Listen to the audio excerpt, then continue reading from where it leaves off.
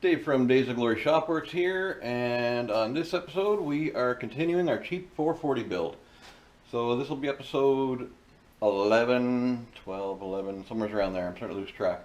But, nice short video. I just want to show you guys what I've been up to. I've got my valves, and I've been getting ready. I lapped in all the valves on one cylinder head, and I just wanted to show you right quick how I like to lap them in. There's two ways. Well, probably more than two ways, but anyway, first thing I did was I cleaned the back side of my valves just in my wire wheel here. Just literally had it going and just turning it nice and slowly and steady. Hold on.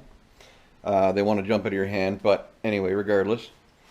So we cleaned up all the valves. And we got them all here. Some of them do have some hard deposits on them still. Not worried about them because, again, these heads are just getting what needs to be done to make them run right. And we're not going any crazy extra steps over top, although I did kind of do a lot more porting than I planned. But anyway, I'm going to set you up here on the stand. I'm going to show you one way. The way that we're taught in school, I guess, in training to lap valves in. It works fine. And I'm going to show you another way to do it. And I'm also going to show you what happens when your die grinder bit skips out of the bowl when you're working on it and tags one of your valve seats. Or two, or three, or four. Anyway, so here's the first head. Like I said, I already cleaned up the valves and I lapped them in. So I'm just going to get my light here. Also, my apologies. I noticed on the last video after I edited it that I had some overexposure with the light. I was trying to show you guys all the detail I work with. Hey, I'm still new at this. I'm barely a year in, not even. So anyway, here's my valve. The face is nice and clean now. And it's almost the full face of it. That's not supposed to be that way, but this is just strictly for production work, so we're making it happen. So, but now you can look and see all that dead gray nice circle is my valve seat. That's where the valve actually contacts. Now I do have a few inconsistencies, like this guy is huge. I think that valve was starting to pound in a little bit, so I've changed out what valve that was with a spare one I had. Now on which one is okay? This guy right there. There's some die grinder markage, but I managed to grind it out with the valve lapping compound. Same thing, this one here. He was tagged a little bit right there. Managed to grind it out really well. This one I have a slight concern because there is some damage on the seat, but there is a continuous gray line around. So I'm happy. It's going to seal. It might not be for complete longevity, but again, there's a time frame on these heads, and the rest of them all turned out pretty good. If we were doing a full proper valve job on this thing, we'd do what's called a 3-angle valve job. And on a 3-angle valve job, you would, let me get my pointer. On a 3-angle valve job, I don't have my pointer. You would back cut the valve area in the bowl here with one angle. Then you would cut the seat with another angle to a certain width, and you would cut the outside angle away as well. So you'd effectively have we'll say 3 sides of a stop sign, I guess would be the best way to do it. And from there, when you lap in your valve, you're only going to have about between my thumbnails there would be the thickness of your sealing area, and that's to promote more airflow, have the valves opening and closing crisper, I guess you would say, cuts the air off better. I don't know all of it, but essentially it's to promote slightly speedier airflow at the end of the day, which, hey, whatever. So now on to this guy. You can see these are all gooped up. That is simply some Permatex valve grinding compound. And it looks like this. It's nice and gooey. And a bottle of this, you know, it's like 10 bucks. it should probably last you to the end of your days building engines. Even if you build a couple a year or more, you'll still almost never go through it. Okay, so first up, we're going to slide all the valves in. Now, I don't mind the deposits that are on the insides of the valves a little bit. Again, I could wire wheel them out if I wanted to, but it's an engine. It's going to create deposits no matter what. No matter how clean you like it to be, it's always going to get dirty again. So I'm going to try and leave it standing up for this. I don't know if that's going to work. Might have to reposition it. But you take your suction cup tool. It's got a small end for smaller valves and a large end for larger valves. I like to give it just a little lick of little spit on the end, I guess. And you try and suction cup it in place. You would rather suction cup it centered. So we're going to try that again. Or as close to centered as you can. There, that's pretty good. Now then, you take your valve and you start spinning it back and forth. Push it in, pull it out. Push it in, pull it out. Rotate it a little. I like to rotate it like 90 degrees. And you just keep doing that. And eventually you hear that grinding sound. There, it went quiet. That's pretty much it. That means all the compound that was on the valve seat has ground up and essentially moved away, and you're left down to the two pieces of metal lapping themselves.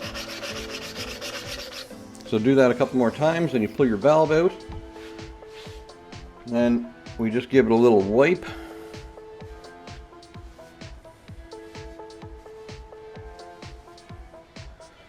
And there we go. It's essentially clean. It's not as bright as my other ones because I do them a different way myself, but I figured I should show you guys the actual how-to from the textbooks.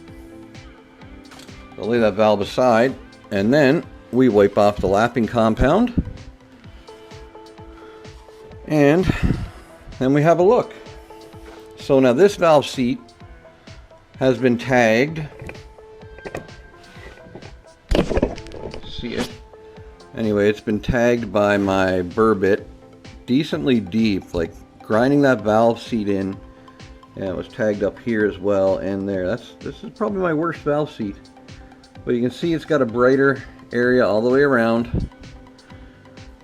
Now, that would be fine if I didn't have these, and even these little pittings, they're fine. That would be fine if I didn't have these marks on my valve seat. So now I'm going to show you how I like to lap in my valves. A good friend of mine showed me this years ago when rebuilding Cummins heads. And frankly, I don't see why it wouldn't work on regular gas job cylinder heads, even though the valve seats are slightly different material. But it's been working fine for me, and it's nice and expedient. And all you need is your valves, your compound, and a drill. There we go, valve in. Now we rotate this around here so we can see the stems. Don't mind the dirt. I haven't taken it to clean them yet. Don't forget, I still have to send them to the machine shop. So then, we're going to do this cylinder right here. We'll do these two. Tighten your,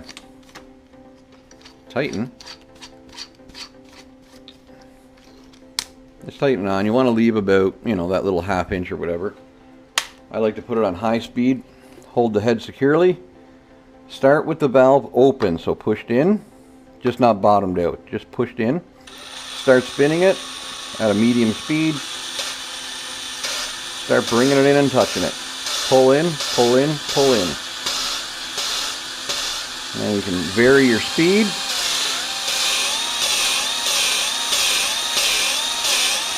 And after a few times of that, I like to reverse it.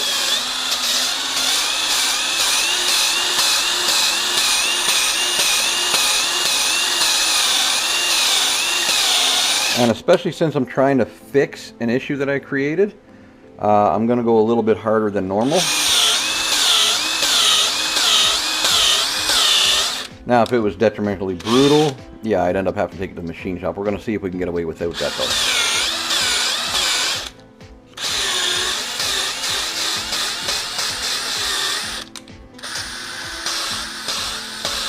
though. All right, there.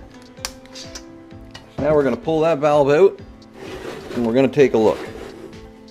Now, essentially, I spent about the same amount of time as with the hand lapper, but I used a lot more force via the drill and being able to brace it better.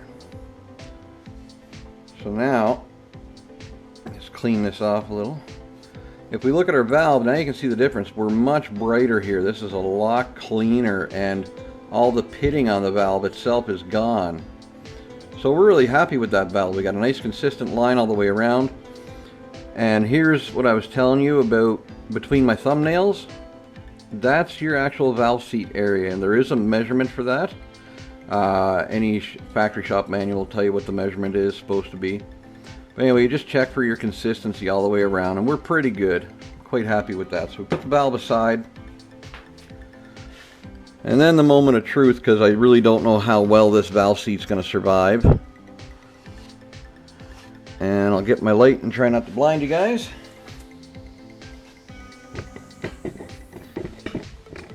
In, let's get you hopefully where you can see better.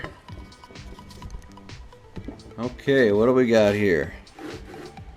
Hey, look at that.